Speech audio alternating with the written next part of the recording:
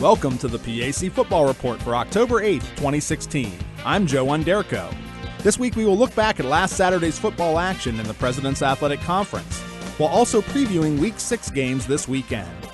The number of teams unbeaten in PAC play was halved from 4 to 2 on October 1st, as Thomas More and Case Western Reserve each prevailed in key battles. The defending PAC champion Saints outlasted Westminster 45-35, while the Spartans recorded a 53-28 win over visiting St Vincent. In other action, W&J rolled past Teal 62-14, Carnegie Mellon was victorious at home over Bethany 49-26, and Waynesburg earned its first win of the season, capturing a 14-10 defensive struggle at Grove City. Geneva had the weekend off. PAC Player of the Week offensive recognition went to CMU running back Sam Benger, who rushed 19 times for 174 yards and 4 touchdowns versus Bethany. Defensive honors went to Waynesburg lineman Brad Grinnan, with 7 tackles and 3 quarterback sacks at Grove City. Special teams laurels went to kicker Justin Dahl of Westminster, who made all 5 of his kicks versus Thomas More, including a career-best 46-yard field goal. Rookie of the Week went to Carnegie Mellon running back William Richter, with 165 yards of all-purpose yardage against Bethany. 5 games are again on tap on October 8th. Coming off a huge road win at Teal, 3-1 Washington and Jefferson host 2-2 Carnegie Mellon at Cameron Stadium in Washington at 2 p.m. It's homecoming week at W&J, which meets CMU for the 66th all-time meeting.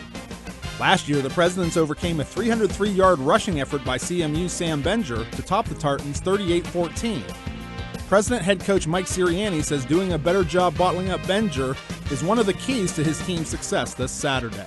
Well, I think there's a lot more to just stopping him. He's a great player, but they have great players. They have great defense, big offensive line, 2 quarterbacks, big tall receivers. I mean, they're a good team. They took Thomas More right down to the wire in Kentucky, and you saw what they did to us in Kentucky. So, honestly, you could look at us as an underdog in this game based off of that score. We're focused on their whole team.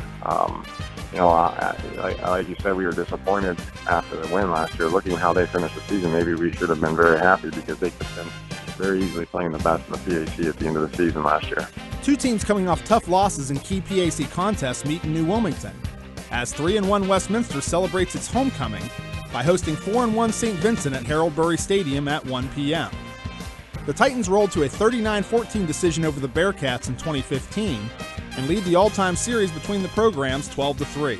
The Titans held the Bearcats to just 18 yards midway through the fourth quarter as they jumped out to a 39-0 lead in last year's contest, before allowing a pair of late St. Vincent scores. Expect both teams to rebound strongly following their first losses of the season last weekend. Fresh off its first victory of the season, 1-4 Waynesburg returns to Wiley Stadium for the Yellow Jackets homecoming contest against 2-2 Geneva at 1:30 p.m. The GTs were victorious in the matchup a year ago, 41-24 in Beaver Falls. Veteran Yellow Jacket head coach Rick Shepas talks about his long relationship with Geneva head coach Gino DeMarco and the mutual respect between the 2 programs. Gino, I consider the 2 of us, we run very similar programs. I had a lot of respect for the way he ran his program at Geneva prior to coming into the PAC, and that's why I sent him players. I trusted him. I think he's a stand-up guy. I think he does things the right way, and I believe in what he's doing with his program too. So my relationship with him had a solid foundation. He's going on some 28 years now. In other action, 1-4 Bethany celebrates homecoming by welcoming 4-0 Case Western Reserve to Bison Field at 2 p.m. The Spartans rolled to a 59-20 decision over the Bison a year ago. Finally, 0-5 Grove City will have its hands full when the Wolverines travel to face nationally ranked 4-1 Thomas More at BB&T Field in Kentucky at noon. The Saints have won 10 of 11 games all-time against the Wolverines, including a 66-14 final in 2015. Teal has the weekend off. That's all for this edition of the PAC Football Report. For the latest news, statistics, and information on your favorite team, please log on to the conference website at www.pacathletics.org. You can also follow us on social media via Facebook, Twitter, and Instagram, with links available at the website. I'm Joe Onderko. Thanks for listening, and we'll see you at the stadium.